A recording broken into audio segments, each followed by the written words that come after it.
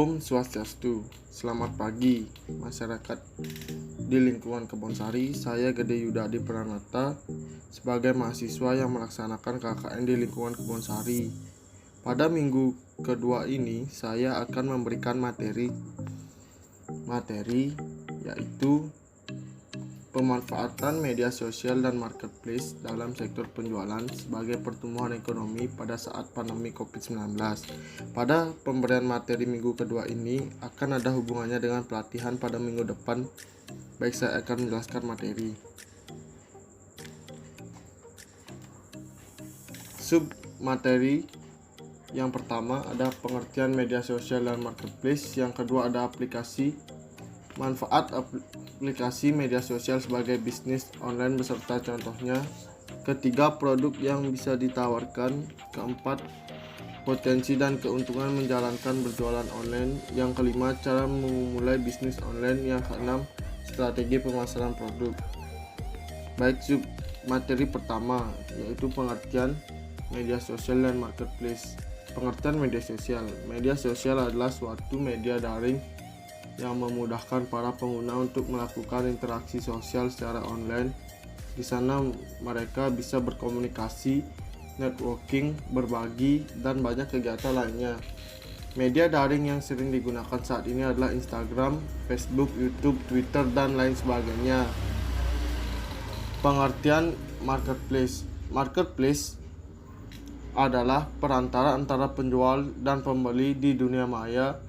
Situs marketplace bertindak sebagai pihak ketiga dalam transaksi online dengan menyediakan tempat berjualan dan fasilitas pembayaran. Bisa dikatakan marketplace adalah department store online.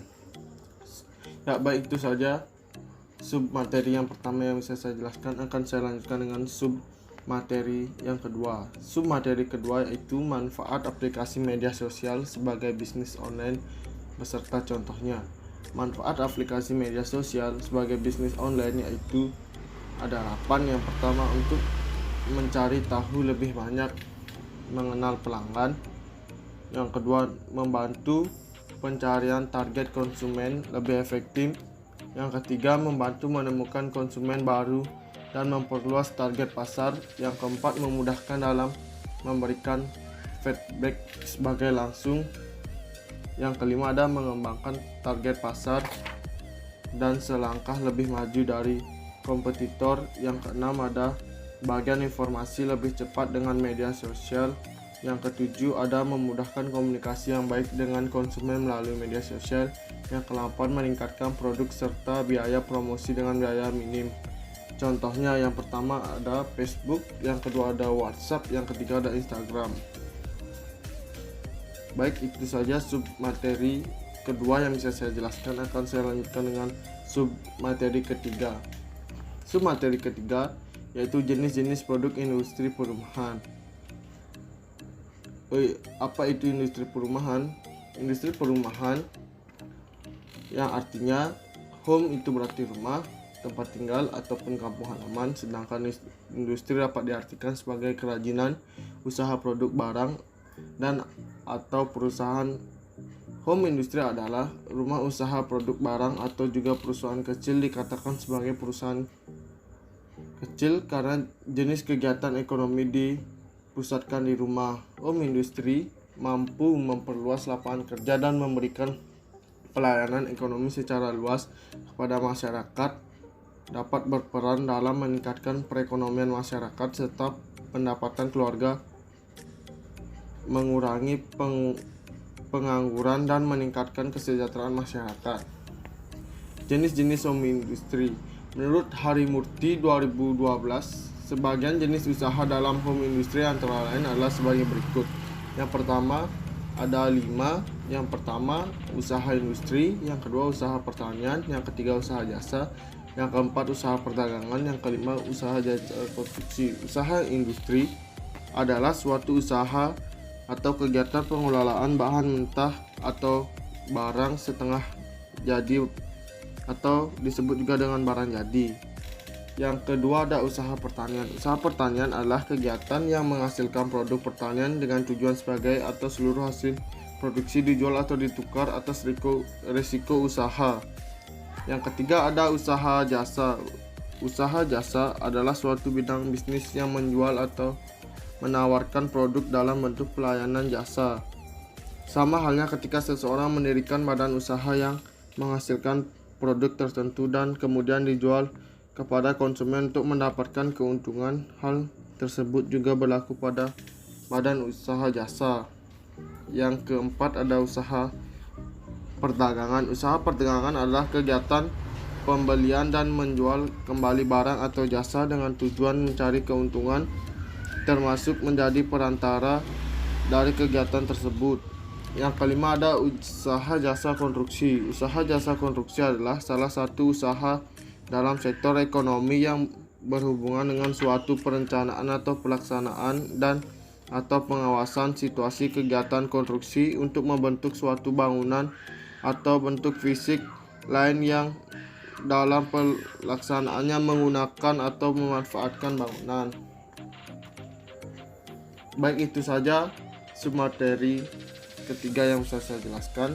Akan saya lanjutkan dengan submateri 4, yaitu potensi dan keuntungan menjalankan bisnis online. Pemasaran dan penjualan suatu produk yang dilakukan secara online dapat online. Dalam proses ini, konsumen tidak harus keluar rumah untuk mendapatkan sebuah produk, barang, dan jasa yang diangkut. Dengan mengetahui cara dan strategi internet marketing yang tepat, maka Anda akan mengerti artinya dasar dari pemasaran melalui media internet. Anda bisa membuat sebuah akun media sosial, blog, atau web yang nantinya bisa Anda kembangkan atau menjadi wadah untuk menawarkan produk kepada konsumen. Keuntungan menjalankan bisnis online. Yang pertama, menjalankan bisnis online semakin terbuka lebar untuk siapa saja. Selain itu, peluangnya juga bisa dibilang lebih mudah dan murah serta memberikan keuntungan yang besar untuk pelakunya. Yang kedua, dengan bisnis online, berbagai jenis usaha bisa dijalankan, dari menjual produk, jasa, hingga membantu menawarkan produk orang lain sebagai reseller atau dropship.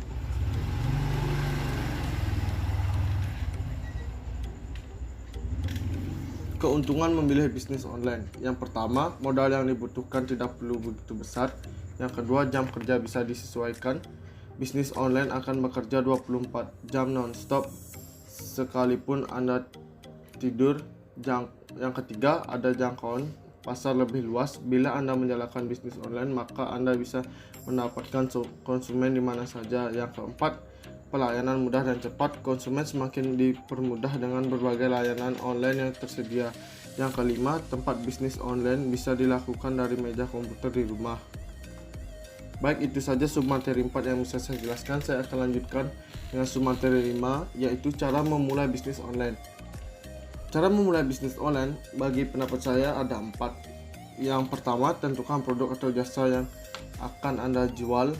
Dalam bisnis online, Anda dapat menjual 22 jenis produk, yaitu produk fisik dan digital. Yang kedua, ada strategi penjualan. Ada baiknya bila Anda mengetahui dulu siapa target market Anda, biaya pengiriman, cara pembayaran, dan proses pengiriman. Yang ketiga, ada pembayaran. Ada banyak alat pembayaran yang bisa digunakan seperti bertransaksi secara online. Yang keempat, ada proses pengiriman. Pastikan Anda benar-benar menentukan proses pengiriman barang dengan tepat jika Anda menjual produk fisik yang perlu dikirimkan. Cara memulai. Yang keenam. Baik, itu saja materi kelima yang bisa saya jelaskan. Saya akan lanjutkan dengan materi keenam, yaitu strategi pemasaran produk. Yang pertama, ada dengan teknik menjual langsung barang dagang atau hasil produk. Yang kedua, melakukan inovatif pada produk home industri. Yang ketiga, melihat pangsa pasar. Yang keempat ada online market. Baik, itu saja materi yang saya bisa jelaskan untuk masyarakat di lingkungan Kebonsari. Bila ada kesalahan kata, mohon dimaafkan. Terima kasih.